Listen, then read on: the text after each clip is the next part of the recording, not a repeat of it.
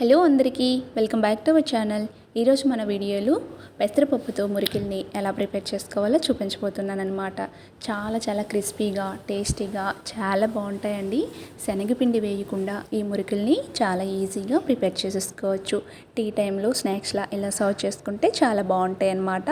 So దీనికోసం ముందుగా 1 కప్పుతో పెసరపప్పుని తీసుకోవాలి. ఇది చాయ్ పప్పు అండి. ఈ పెసరపప్పుని 1 కప్పు వరకు తీసుకోండి.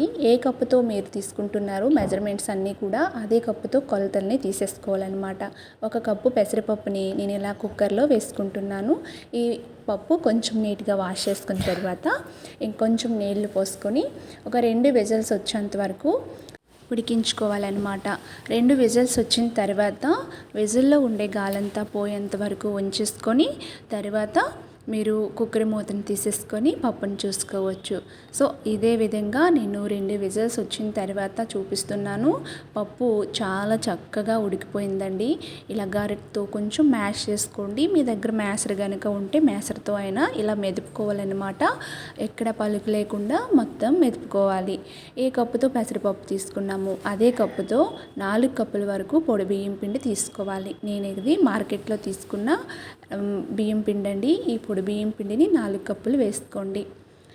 ఇలా ఈ కప్పుతో 4 కప్పులు తీసుకున్న తర్వాత మీ టేస్ట్కి సరిపడే సాల్ట్ వేసుకోండి. కారం 3 టేబుల్ స్పూన్ వరకు తీసుకోండి. మీరు తినే కారాన్ని బట్టి మీరు వేసుకోవచ్చు. నేనైతే ఇక్కడ 3 టేబుల్ స్పూన్ల కారాన్ని వేసుకున్నాను. వాము ఇలా కొంచెం తీసుకొని ఒక 2 టేబుల్ స్పూన్ వరకు తీసుకొని చేతితో కొంచెం ఇలా నలుపుకొని వేసుకోండి. ఫ్లేవర్ బాగా వస్తుంది.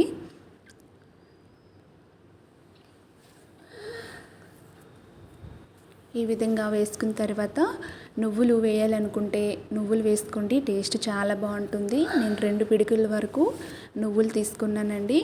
ఈ నువ్వుల్ని 2 పిడికిళ్ళు వేసుకున్నాను. ఇంత అంత అని క్వాంటిటీ చెప్పలేము. ఎంత నచ్చితే అంత వేసుకోండి. ఇలా వేసుకున్న తర్వాత ఇవన్నీ కూడా బాగా ఒకసారి ఇలా అంతా కలిసేటట్టు కలుపుకోవాలి. ఇలా మొత్తము ఈ పొడివన్నీ కూడా బాగా మిక్స్ చేసుకోండి. చేత్తో ఈ విధంగా మిక్స్ చేసుకోవాలి. ఇలా చేసిన తర్వాత మీరు ముందుగా పెసరపప్పుని ఉడికించి పెట్టుకున్నారు కదా, ఇలా మ్యాష్ చేసుకున్న ఈ పప్పుని కూడా ఇప్పుడు ఈ పిండిలోకి యాడ్ చేసేద్దాము. ఈ విధంగా మొత్తం కూడా పెసరపప్పు అంతా కూడా ఈ పిండిలోకి వేసేసుకోండి. ఇది చల్లగా ఉండేటప్పుడు ఇలా వేసుకున్నారంటే మనము ఈ పప్పు పిండి అన్నీ కూడా కలుపుకోవడానికి వీలుగా ఉంటుంది. వేడిగా ఉంటే గరిటెతో మొత్తం మిక్స్ చేసుకోండి. ఇక్కడైతే చల్లగా అయిపోయింది. అందుకని చెప్పేసి నేను ఇక్కడ చేత్తో చక్కగా ఇలా మొత్తం కూడా కలుపుకుంటున్నాను అన్నమాట. మొత్తం పిండి ఈ 2 కూడా బాగా మిక్స్ అయిపోవాలి. కొంచెం టైం పడుతుంది. స్లోలీ కలుపుకోండి. మీరు ఇలా కలుపుకోవడానికి వీలుగా ఉండే పెద్ద ప్లేట్ కనుక ఉంటే తీసుకోండి. చాలా తొందరగా అవుతుందన్నమాట. సో అది అవైలబుల్గా లేకపోవడంతో నేను ఈ విధంగా చేస్తున్నాను. పెద్ద పల్లిరింగ్ కనుక ఉంటే అందులో వేసుకొని కొంచెంగా వాటర్ వేసుకోండి. చూసుకొని వేసుకోండి. అంతా ఒకేసారి వాటర్ వేసుకోవద్దు.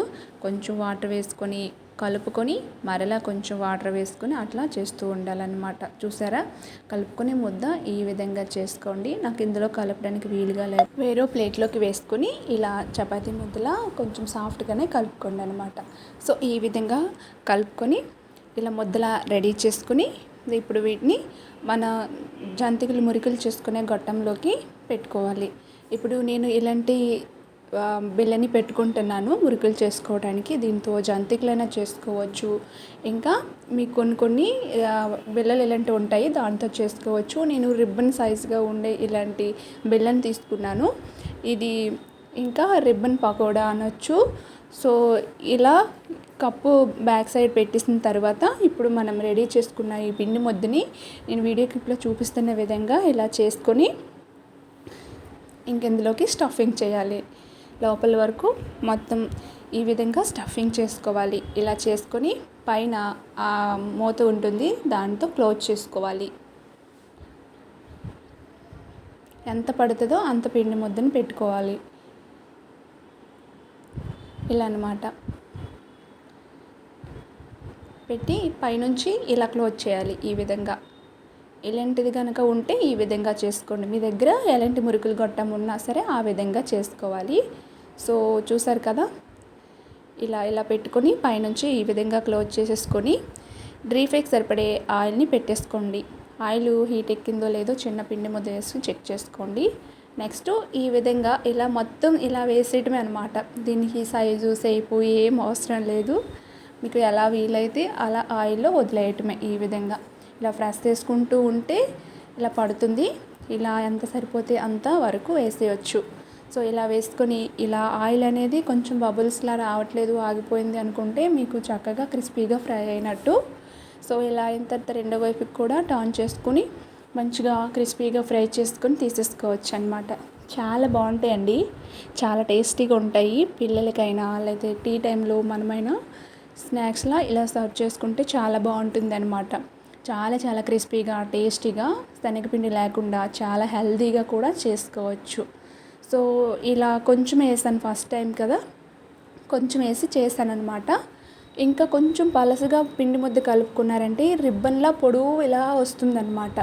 సో శనగపప్పు చూసారా మీరు, గ్రైండ్ చేసేటప్పుడు కొంచెం బాగా సాఫ్ట్గా అయిపోవాలి. అలా అయిపోతేనే ఇంకా రిబ్బన్లా వస్తుంది. నేను చిన్న పీసెస్గా ఇలా చేసుకున్నాను. చాలా బాగుంది, టేస్ట్ అయితే చాలా బాగుంది. ట్రై చేయండి, మీకు కూడా చాలా బాగా నచ్చుతుంది. రెండో వాయి కింద కూడా ఇదే విధంగా వేసుకొని క్రిస్పీగా ఫ్రై చేసుకొని రెండు వైపులు తీసి ఒక పేపర్ పైన, డిష్ ఉన్న పేపర్ పైన వేసుకుంటే ఎక్సెస్ ఆయిల్ ఏమైనా ఉంటే పేపర్ అనేది పీల్చేస్తుంది. సో ఇంతేనండి నేను చేసిన దీనికి. ఎన్ని మురికలు అయితే వచ్చాయి, క్రిస్పీగా టేస్టీగా హెల్తీగా చాలా బాగున్నాయి. తప్పకుండా ట్రై చేయండి, మీకు కూడా చాలా బాగా నచ్చుతాయి. వీడియో నచ్చితే లైక్ చేసి షేర్ చేసుకోవడం మర్చిపోవద్దు. సబ్స్క్రైబ్ చేయకపోతే సబ్స్క్రైబ్ చేసుకోండి. Thanks friends.